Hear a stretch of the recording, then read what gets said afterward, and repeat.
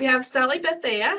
She is the retired founding director of Chattahoochee River 𝘒𝘕𝘵𝘠𝘯𝘓, an environmental advocacy organization dedicated to protecting and restoring the Chattahoochee River. With over 40 years of experience in environmental issues and nonprofit management, she has served on numerous boards, taught water resources planning at Georgia Tech, and she writes a monthly column above the line. She is also, above the waterline.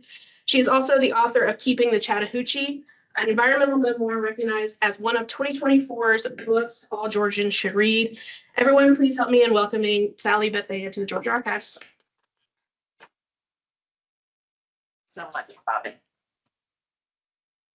And thanks to all of you for coming out today. Can you hear me? I sometimes kind of move back and forth here, but this is a nice magnification of my voice. And I'm happy to be down here in McDonough. I haven't been down to the archives ever, so I'm very impressed with the buildings here and with all that you do. These are tough days to be working on history and science and data, and we'll talk about that a little bit more here during my comments. But I'm really honored to be here for your history symposium and very thrilled that you're focusing on waterways. And yes, not a surprise, you're looking at the Chattahoochee River here up in Atlanta. Has anybody ever been to the Chattahoochee River National Recreation Area, which of course is a unit of the our national park system? And this is a place that I walked for a year. I'll tell you about that in a minute, which ended up being really the germ that started my idea to write a book. But I love this river. I've been drinking it for, let's see, 70 of my 74 years. And so, 60% of me, we're all drinking surface water out of rivers and streams, and they sustain everything that we do, our families. And history is so important. The stories of how, what these rivers have done for us, how we have protected them, how we've not protected them. And so I really admire everything you all do to enhance the archives for the state of Georgia, and to help people understand the past.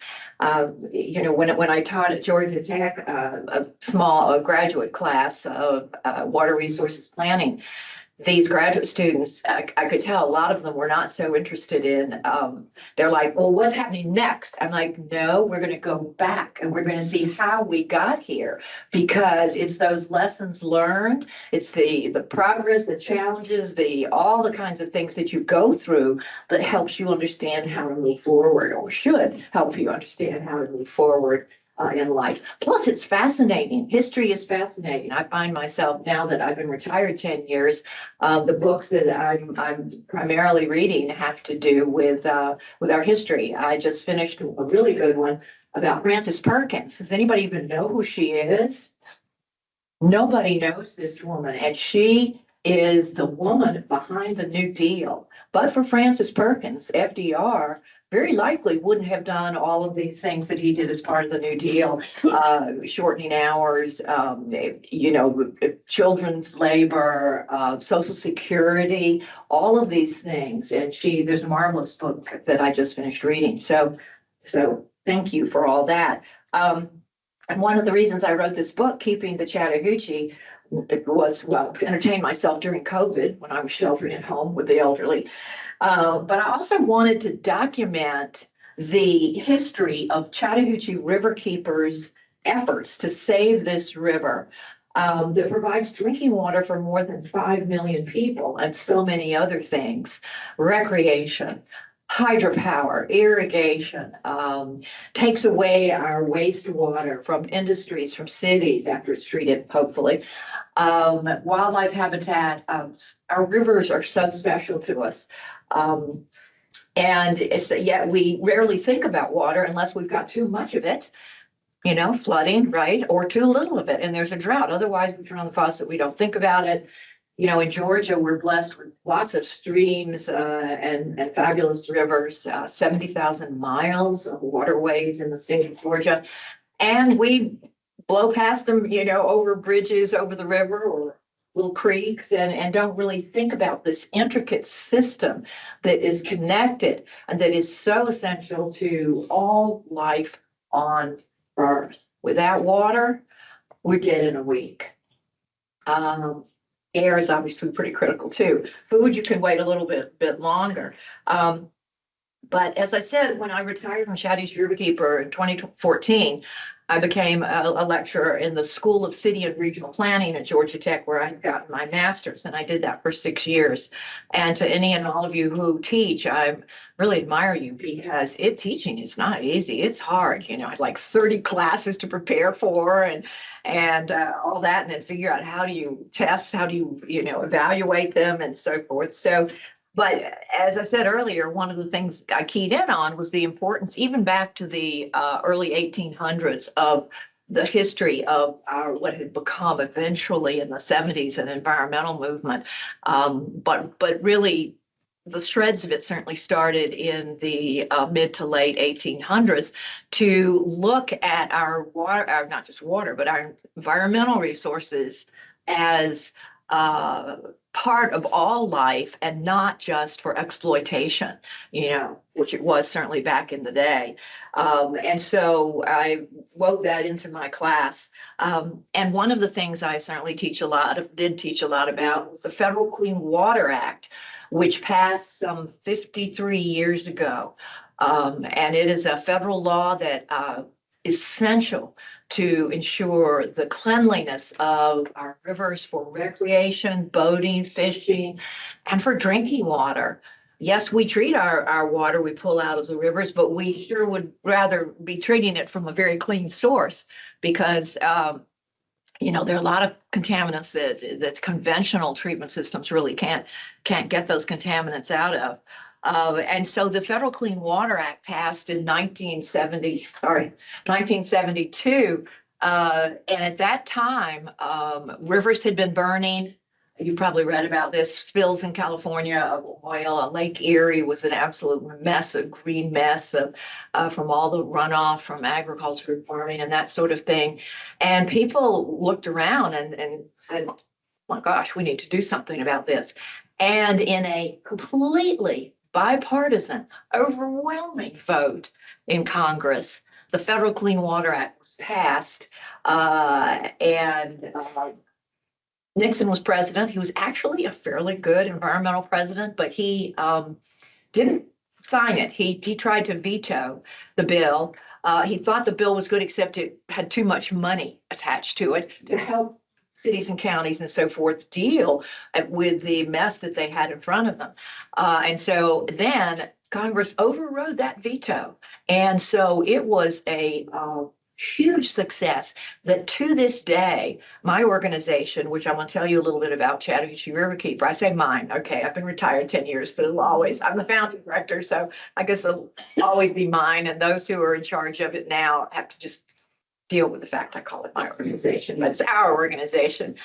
But so, the Federal Clean Water Act has been such a critical tool for federal agencies and for environmental groups and others and citizens groups to demand clean water. I mean, it's simply not radical to take strong action to make sure that this liquid that makes up the vast majority of our brains and our lungs, our hearts, and that we need to sustain us, that this liquid is as clean as it can be, and for everybody, for all people and all wildlife, not just some.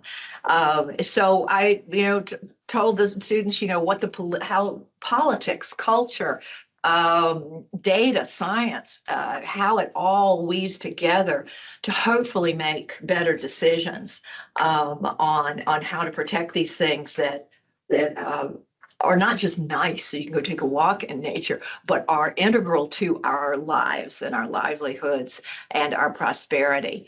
And like history, environmental protection is under an outrageous attack by the federal regime, and it's been alarming to me in a lot of ways. I think that there's still, at local levels, cities and counties, I think we'll still be able to maintain some progress, but I will tell you, if anybody tries to attack parts of the Federal Clean Water Act, I will be marching more than I've already done.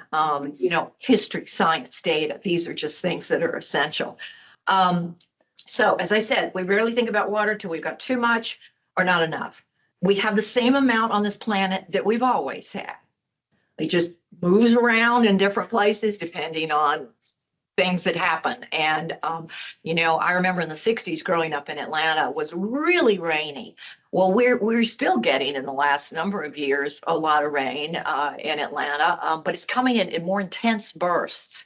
And then we haven't had a drought in a while, but there will be one again. We've had a progression of droughts. You may remember 2006 to 2009 was incredible drought, and Lake Lanier went down something like 19 feet. And, we have to realize that we've got to find sustainability and resilience to be able to efficiently use our water and care for it. And that means a lot of policy work and legal work.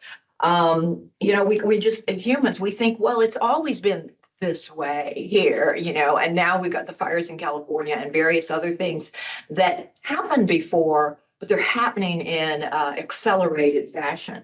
The 100th meridian that was established, I think, in the late 1860s, John Wesley Powell, the guy went west and went down the Colorado River through the Grand Canyon and wrote some really great books, history books, if you haven't read them. This 100th meridian was sort of the line of east is the wetter, and west of the 100th meridian is where you get arid, really dry lands.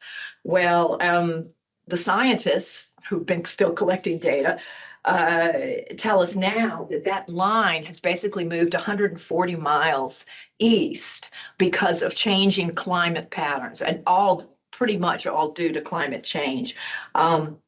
We can be resilient. We can deal with these things if we, acknowledge them and move forward. So I wanted to just read you real quickly just a couple paragraphs from my book.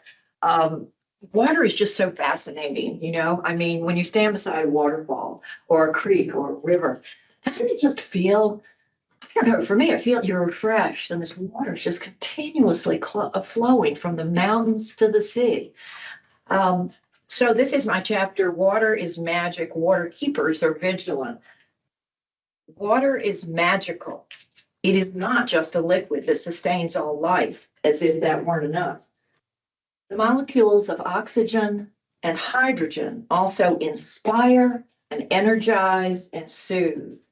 And there's a scientific reason that we love flowing and plunging and spraying water. Why being around moving water can improve our moods. It's something called negative ions, molecules that have gained or lost an electrical charge. And they're created in nature when the air molecules break apart due to a variety of influences, from sunlight to moving water. And so the action of falling water or crashing waves or even standing in a shower. You probably do too. I really do get my best thoughts standing in the shower. This action creates negative ions that bond with smaller air particles. We breathe in this charged air, and the negative ions enter our bloodstream, and they produce biochemical reactions that can relieve stress and boost energy and reduce depression, affecting serotonin levels. By increasing this flow of oxygen to the brain, the negative ions can also enhance alertness. So it's no wonder that some people decide to spend their lives working to safeguard rivers and creeks and oceans and estuaries.